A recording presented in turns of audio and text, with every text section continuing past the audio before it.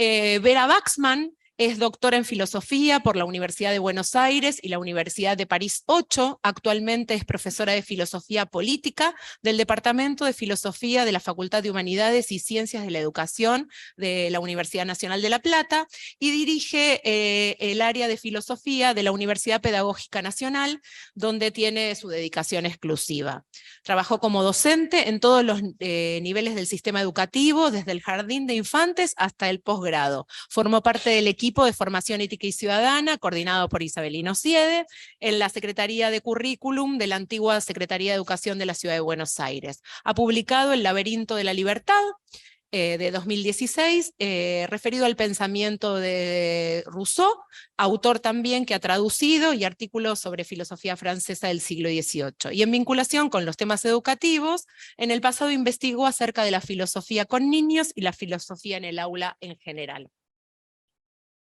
Bueno, yo primero comenzaría agradeciendo la convocatoria, la invitación a participar de este panel. Mi presentación, bueno, yo primero estaba un poco preocupada porque no iba a hablar de los 40 años de democracia. Más bien tengo la intención de compartir con ustedes algunas reflexiones acerca del problema de la transmisión y las humanidades en el punto que estamos al cabo de estos 40 años, por así decir.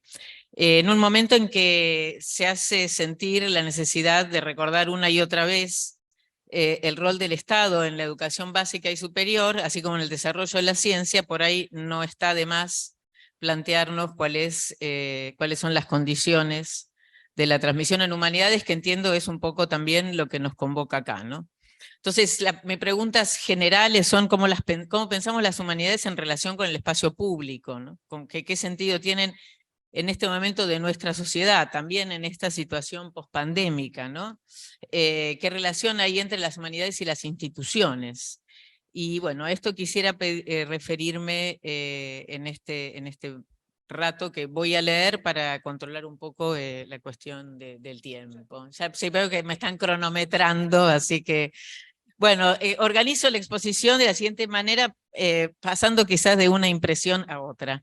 En un primer momento quisiera tomar en cuenta la percepción del momento actual, referida más bien a una forma de subjetividad vinculada con un modo de entender a los individuos, también alimentado por la relación con la tecnología y por una cierta vivencia del tiempo, ¿no? La idea de la comunicación y el acceso inmediato a la comunicación parecen ser en este momento rasgos que contrastan con la actividad de transmisión central en el trabajo de las humanidades, ¿no? Hay como un poco eso, pensar en qué momento, con qué sujetos lidiamos cuando pensamos el trabajo en las disciplinas que nos tocan. Y entonces, en un segundo momento, junto al problema de la transmisión, me interesa la pregunta por el sentido de las humanidades y las respuestas que han dado algunos pensadores para defender su necesidad y lo que podríamos denominar la evidencia de que el desarrollo de la investigación y la docencia en las humanidades solo tienen lugar cuando existe un programa institucional que lo avalen, ¿no? Ese es un poco el contexto de la transmisión y un poco la pregunta acerca del lugar que tienen y la idea de programa. Pero bueno, empecemos por el momento actual.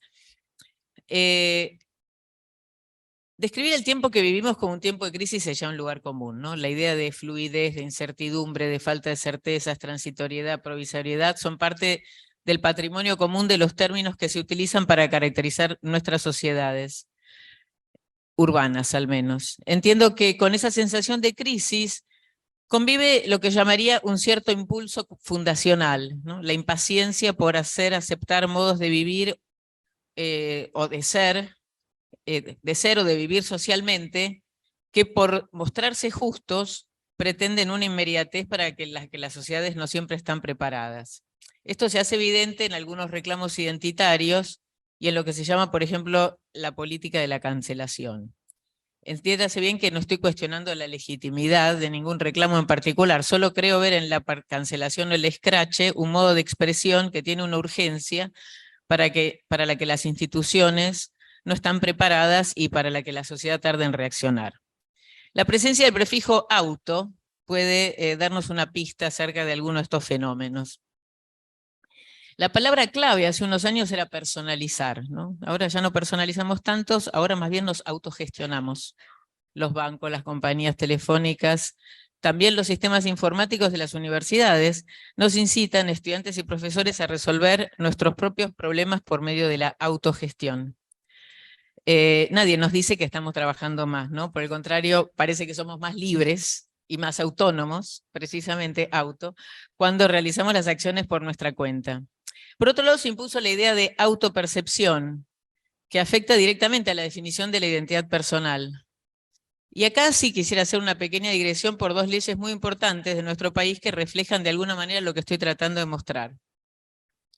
En 1989 se incorporaron a la Convención sobre los Derechos del Niño los artículos 7, 8 y 11, gracias a la acción de las abuelas de Plaza de Mayo y a su lucha por recuperar a los niños secuestrados durante la dictadura, para lo cual conformaron un banco de ADN que, como se sabe, permitió revincular a los nietos apropiados con sus familias de origen. Esos artículos referidos al, cito, derecho a la identidad, así se llaman, dan por sentado que la identidad tiene que ver con la genética, con la vinculación familiar, con el ADN y con el origen. En otro momento político y en el marco de otros reclamos, en el año 2012 se sancionó la Ley de Identidad de Género, identidad que se define como, cito, la vivencia interna e individual del género, tal como cada persona la siente, la cual puede corresponder o no con el sexo asignado al momento del nacimiento, incluyendo la vivencia personal del cuerpo. Eso es el artículo 2. Y en su artículo 3, la ley dice que habilita la rectificación registral del sexo y el cambio de nombre de pila e imagen cuando no coincidan con la identidad de género autopercibida. Ambas leyes están vigentes, aunque el modo de entender la identidad personal sea claramente diferente, incluso opuesto, ¿no? Los objetivos de cada definición están claros y son perfectamente coherentes con la intención política que anima cada ley. En 1989 dar rango constitucional a la Convención de los Derechos del Niño y apoyar la lucha de las abuelas en la búsqueda de sus nietos, y luego hace 10 años dar reconocimiento legal a la lucha de los colectivos LGBTI+. La idea de autopercepción aparece en el marco de esos reclamos y adquiere derecho de ciudadanía. La ley ahora admite que la identidad se define no por el ADN, sino por lo que cada uno percibe que es, con independencia de lo que otros perciban. No estoy, que se entienda bien que esto es un análisis, no un juicio de valor, por favor, porque tenemos que aclarar las cosas por las cuestiones del scratch, de la cancelación y todo eso. Entonces, por las dudas lo digo. Esta dirección por estas dos conquistas legislativas ilustra un cambio en el modo de entender la subjetividad, cambio en el que la vivencia personal pesa hoy en día de una manera desconocida en un pasado reciente. Si seguimos explorando el sentido del prefijo auto, encontramos que en ámbitos educativos se habla de autonomía, por supuesto de autodisciplina y también de autoaprendizaje, ¿no? Las dos primeras eran claramente ideales de otro tiempo, podemos decir. La autonomía como darse a sí mismo la ley o interiorizar ciertas pautas como propias, no depender de otro para regular la propia conducta. La autonomía y la autodisciplina están cerca como ideales y ambas se vinculan con el mundo externo, digamos así, ¿no?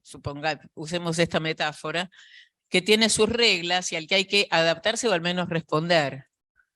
Como se ve, la reflexividad del prefijo auto es distinto cuando se habla de autopercepción, que supone que el mundo debe adaptarse a lo que cada uno percibe según su vivencia interior.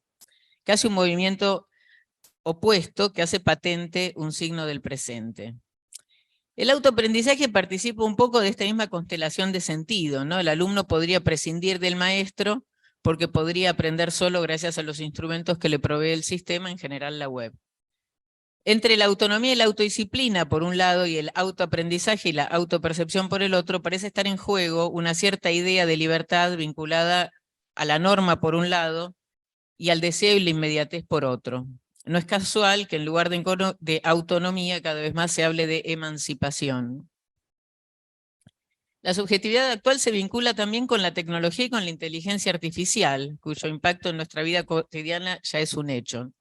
No tengo nada demasiado novedoso para decir sobre este punto, porque hay demasiado que ya se ha escrito sobre este tema, pero me interesa constatar un par de situaciones como para avanzar en esta descripción del contexto. en el que se desenvuelven las humanidades. Por un lado, la presencia del algoritmo que anticipa nuestros gustos y consumos y nos hace en consecuencia sugerencias más o menos útiles o acertadas. Eso ya parece innegable, ¿no? Tan innegable como el hecho de que nuestra conducta también se está modificando bajo la influencia de esa tecnología, ¿no? Ya me imagino que hay muchos que dicen, no, yo no le pongo la localización a Google, ¿no? Y pensamos que estamos al margen de eso, pero no. ¿No? Cualquiera se da cuenta de la tentación de que el teléfono recuerde por nosotros los números que en otros tiempos sabíamos de memoria, o que el GPS nos guíe por el mejor camino, nos anuncie la hora exacta de llegada a punto de destino, es decir, ya está. ¿No? Podemos hacer como Suecia, eliminar las pantallas de las aulas, pero parece difícil frenar el cambio, quizás civilizacional, en el que estamos inmersos, ¿no? En esa misma línea, en los ámbitos docentes, podemos deplorar o celebrar la aparición del famoso chat GPT, que puede, por así decir, entrar en diálogo con el usuario y responder de manera personalizada a sus requerimientos, ¿no? Pero lo grave me parece que sería que alguien creyera que la existencia de ese programa pudiera liberarnos de la tarea de pensar por nosotros mismos, ¿no? Como ya nos liberó de memorizar los números de teléfono o de mirar el plano, ¿no? Me parece que ahí está, esta idea de que en realidad hay, y ahí por este lado entro con las humanidades, de que hay una cierta materia prima, unos ciertos insumos que son necesarios para pensar, ¿no? Porque hay una cuestión de tiempo ahí, de esta temporalidad loca en la que estamos en la resolución de los problemas, ¿no? Me decía, Dios, pequeña digresión, pero un técnico, un gerente de sistemas me decía, lo que el chat GPT hace en 2 horas, un técnico tarda 3 días. Y además, si el programa se equivoca, me dice perdón. Y el otro me pone una cara, ¿no? Entonces, ¿cuánto estamos dispuestos a esperar, no? Es decir, Por eso la temporalidad también es un factor fundamental en este contexto que venimos describiendo, ¿no? Por un lado la velocidad, por otro la inmediatez, ¿no? La tecnología nos acostumbra, ya lo sabemos, a que toda búsqueda se resuelva lo más rápidamente posible, ¿no? Google nos da no solamente los sitios, sino los segundos, los millones de datos que nos proporciona en X segundos, ¿no? La cantidad y la velocidad son el criterio de la información que se supone que está al alcance y que con eso alcanza. Inclusive alguien tan lúcido como Michel Serres, el epistemólogo francés, sucumbió a la seducción de la web en uno de sus últimos libros. Bueno, por ahí estaba ya muy mayor, pero aún así, Pulgarcita, ¿no? Allí él se pregunta, se dice, sin que nos diéramos cuenta, nació un nuevo humano durante el intervalo breve que nos separa de los años 70. Y unas páginas después dice, transmitir, ¿qué transmitir? ¿El saber? Ahí está, en todas partes, por la web, disponible, objetivado. Transmitirlo a todos. En este momento todo el saber es accesible a todos. ¿Cómo transmitirlo? Ya está hecho. Fin de la cita. Más allá de toda valoración de esta opinión, creo que se puede decir que hay una confusión entre información y transmisión. El saber no está transmitido, solo hay una información disponible, como seguramente es obvio para todos ustedes, ¿no? La información se comunica y en la comunicación hay un emisor y un receptor. La comunicación admite que haya un individuo aislado que recibe un mensaje. Esa información disponible puede ser inmediata, puede prescindir inmediata en el sentido de que puede prescindir precisamente de la mediación de otro. La transmisión no. Sabemos además que en lo que a redes sociales se refiere, por ejemplo, la organización de la información circulante tiende a acercar lo semejante a lo semejante, ¿no? Y como señala en Infocracia Byung-Chul Han, en la comunicación digital la información se difunde sin pasar por el espacio público. Se producen espacios privados y espacios privados se envía. La red no forma una esfera pública. Esta, por supuesto, es una opinión, hay quienes dicen exactamente lo contrario, pero me parece que tiene bastante sentido pensarlo de este modo, ¿no? Porque a diferencia de la comunicación digital, lo que podríamos llamar el discurso, supone ese discurrir por la presencia de otro, ¿no? Es decir, esa presencia que desvía también y que hace cambiar de lugar, ¿no? Y que mueve las propias convicciones, ¿no? Cosa que no pasa en el ámbito de la mera comunicación, podríamos decir. Decía entonces que la idea de velocidad de inmediatez que caracteriza, que es lo que caracteriza a la comunicación entendida como mensaje que va de un emisor a un receptor, ¿no? Y Regis Debray, justamente, que es el fundador de lo que se llama la mediología, escribe, hay máquinas de comunicar pero no de transmitir, ¿no? Porque la transmisión es carga, misión, es obligación, es decir, es cultura, ¿no? La transmisión tiene que ver con el tiempo, con lo que perdura, con la tradición o simplemente con lo adquirido que se quiere pasar a otro, ¿no? Por eso la transmisión supone una pertenencia, un anclaje, un pasado, además de un futuro, de un presente y de un futuro, ¿no? Entonces, en este momento que nos empuja velozmente hacia un futuro incierto, como todo futuro, pero desde un presente también cargado de incertidumbre, tal vez no es un gesto nostálgico ni vetusto pensar que las humanidades tienen que ver con aquello que se transmite, con las mediaciones personales e institucionales que mantienen viva una cultura. Lo había puesto como para acelerar la lectura, pero se los voy a leer porque me parece interesante que Regis Debray es justamente quien combatió junto al Che Guevara en Bolivia, ¿no? Convencido por aquel entonces de un cierto internacionalismo, digamos, revolucionario. Y al cabo de los años dice, y me pareció muy significativa esta cita, la particularidad nacional debe contarse entre los infortunios providenciales que impiden que los hombres se crean dioses. Es decir, no es un nacionalista, ¿no? Es simplemente reconocer la particularidad. Dios es causa de sí, no depende más que de sí mismo, no tiene deudas con nadie y lo que sabe no fue aprendido. Nosotros tenemos límites, producimos algo nuevo, sí, pero a partir de lo que hemos recibido. Somos incapaces de autofundarnos, autoorganizarnos y autoengendrarnos. La presencia del prefijo auto también me resultaba tentadora en esa cita, pero me parece simpática, por así decir. Si salimos del plano individual y tecnológico y pasamos al ámbito pedagógico, todavía parece haber discusiones acerca de la transmisión opuesta a la idea de construcción del conocimiento, ¿no? En un libro bastante reciente, Transmitir, Aprender, Marcel Gauchet opone a la sociedad de tradición, la sociedad del conocimiento que se consolida en los años 70 y que acompaña en el terreno educativo lo que él llama la consagración del educando, ¿no? Es un modelo centrado en el acto de aprender. La sociedad del conocimiento parece recuperar el ideal moderno en dos sentidos, por su orientación hacia el futuro, más que hacia el pasado y lo heredado, y por la confianza en la capacidad de producir racionalmente el conocimiento, dado el método, las facultades y los procesos cognitivos igualadores, precisamente por su carácter racional. No intento aquí hacer una evaluación de la aplicación de las teorías, ¿no? Digamos, el libro de Gauchet pretende ser una evaluación del constructivismo de manera general. Pero yo solo trato de pensar la importancia de la transmisión cuando se trata de las humanidades, ¿no? Son saberes que requieren comprensión e interpretación, ¿no? Las humanidades, ya sea que hablemos de saberes de la antigüedad clásica o del período ilustrado, de la época de las revoluciones de independencia o el estudio de cualquiera de esos periodos, supone un acercamiento al contexto, a la geografía, a la lengua.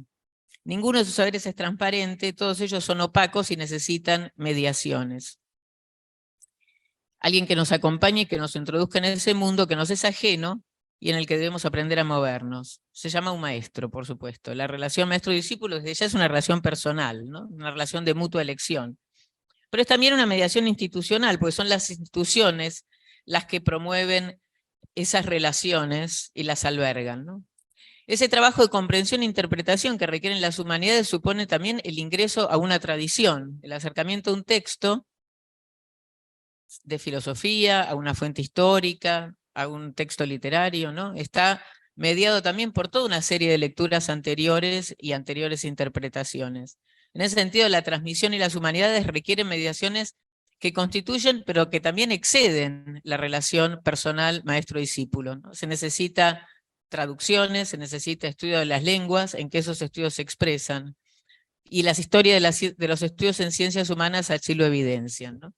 El importante libro de Pablo Ubierna, Las humanidades, notas para una historia institucional, relata una serie de cambios fundamentales que se operan. Bueno, él empieza las humanidades muy atrás en el tiempo, pero en uno de los últimos capítulos, relata esta serie de cambios fundamentales que se operan en el siglo XIX de la mano de algunos conceptos que definirán la complejidad de las humanidades hasta nuestros días, ¿no? Estos conceptos fundamentalmente son Bildung y Scholarship, dos ideales pedagógicos y científicos, a los que se añade lo que él llama el Empire, que es la dimensión imperial, digamos, como ideales políticos, ¿no? La Bildung, que viene de la tradición pietista, pero se destaca en la obra de von Humboldt, sabemos un actor importantísimo en la fundación de la Universidad de Berlín, se refiere a un proceso de autoformación que acompaña al individuo toda la vida y permite el desarrollo progresivo de sus cualidades intelectuales, ¿no? Por otro lado, la scholarship busca dotar a los estudios académicos, a los estudiosos académicos, o a los académicos, un término difícil de traducir, de capacidades particulares, habilidades técnicas, métodos de trabajo y aceptación del juicio de los pares. Es decir, es lo que define más o menos lo que hacemos. Por último, el Empire señala la incorporación de las humanidades y la ciencia a los programas políticos que la sostienen, ¿no? Ubierna constata algo que me parece significativo. Los individuos implicados en el desarrollo de las humanidades en los últimos 200 años participaron de uno, varios o todos estos universos conceptuales con mayor o menor conciencia, dice. ¿Qué significa esto? Significa, por empezar, que de alguna manera quienes nos dedicamos a las humanidades formamos parte de esa tradición. Tradición que se constituye por el estudio de las lenguas para poder leer las fuentes de manera directa, por un determinado modo de expresión, por una forma de escribir que llamamos académica, por un respeto de los métodos de investigación e interpretación, y por las evaluaciones de la comunidad científica. Esto es, las humanidades se constituyeron como tales al interior de instituciones que moldearon el modo de aproximarnos a esos objetos. Y no solo eso, promovieron áreas de estudio, traducciones, ediciones críticas, bibliotecas, un canon de obras clásicas con las que todavía podemos hoy dialogar. La dimensión imperial, digamos, el Empire, se refiere a que esos aspectos políticos que hicieron de esos estudios parte de un programa de desarrollo nacional. Con eso se alude al hecho de que el conocimiento de sociedades ajenas al ámbito nacional tuvo su importancia para la expansión colonial, pero en otro contexto internacional, la relevancia del estudio de otras culturas en un mundo globalizado ya no necesita ser justificada, ¿no? Este desarrollo profesionalizante se da en el marco de lo que podemos llamar un programa, es decir, un proyecto articulado en torno a propósitos de tipo pedagógico, pero también institucional y político. Bueno, ¿qué podemos concluir entonces? Cuando nos preguntamos por el lugar de las humanidades hoy, hay quizás dos ideas, tal vez vinculadas entre sí, que se reiteran. La primera, una idea antigua y también anticuada, sostiene orgullosa la inutilidad de las humanidades. Se trata de un tipo de saber que no se puede monetizar, por así decir, que no sirve porque no está al servicio de nada. La filosofía suele ser candidata a este tipo de argumentación, pero creo que el resto de las humanidades no están exentas. La segunda idea puede verse como la contracara de esta. Las humanidades, lejos de ser inútiles, resultan fundamentales para la vida de las sociedades democráticas. Algo me dice que esta postura, defendida en un libro de Martha Nussbaum, que ha tenido una enorme difusión y llamado precisamente Sin fines de lucro, porque la democracia necesita las humanidades, justifica la utilidad de estas y por lo tanto asume el argumento de la inutilidad para invertirlo, ¿no? Nussbaum expone una propuesta de reforma de la educación en la que las humanidades tienen la capacidad y la responsabilidad de contribuir a una educación para la ciudadanía democrática.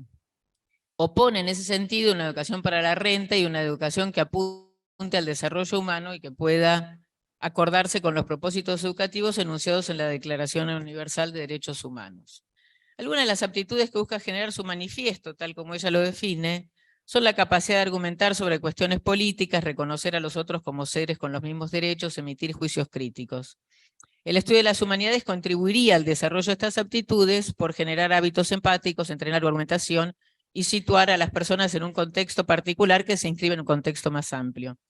Todo esto es cierto, ¿no? Y a la vez que ella cita todos los recortes presupuestarios que sufren los estudios clásicos, etc. Y en su país, que es Estados Unidos, apunta a la necesidad de las contribuciones de los exalumnos millonarios que recuerdan con placer, cito, la época en que leían libros que les encantaban y discutían abiertamente los temas que les interesaban, ¿no? Es decir,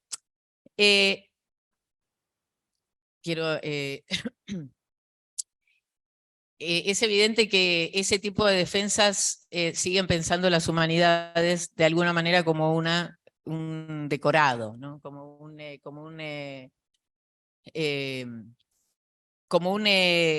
Algo que asiste, ¿no? Digamos, como un complemento, por así decir, no como algo sustantivo, ¿no?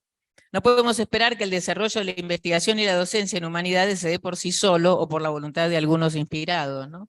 Para seguir citando Ubierna, diría que las humanidades no son la exudación del gusto de ciertas élites en su descanso, sino que son necesarias para cualquier proyecto de autonomía nacional. Está muy claro que el desarrollo de las humanidades se dio en instituciones que no vieron la investigación en humanidades como algo anexo o lujoso, sino como parte de una política.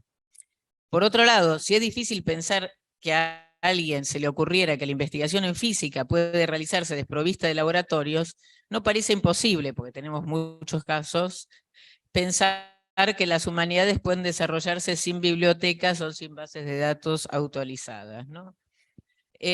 Como lo demuestran los frutos del proyecto Humboldtiano, el desarrollo de las humanidades depende de un programa, de una convicción política que lo lleve adelante, ¿no? La investigación en humanidades requiere no solo la convicción de su utilidad para la vida social, sino departamentos de lenguas que se ocupen de idiomas extraños, lejanos, antiguos, lenguas muertas o lenguas de pueblos originarios, bibliotecas especializadas, lugares de trabajo, gente que traduzca, bancos de datos, etcétera, ¿no? Las políticas de investigación dependen de una planificación que le dé un lugar a las humanidades, desde el que se reconozca su valor al servicio de lo público, así como estratégico en un mundo globalizado, ¿no?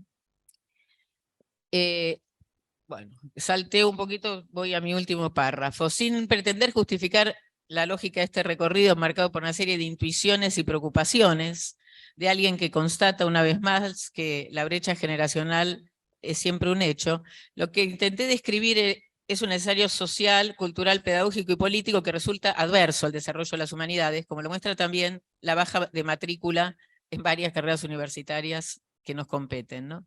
Deliberadamente estableció una continuidad en la enseñanza y la investigación en humanidades porque gran parte del sentido de la disciplina, entiendo, está dado por los efectos sociales que de ellas se esperan, ¿no? El pensamiento crítico y la tolerancia o las invitaciones a emancipar por la pedagogía y la resistencia a los proyectos mercantiles de la educación a la manera de Philippe Mérieux quedan vacíos o se vuelven formales cuando no se inscriben en un programa político que asegure el tránsito entre la investigación y la docencia y que provea a la investigación lo necesario para desarrollarse. Bueno, muchas gracias.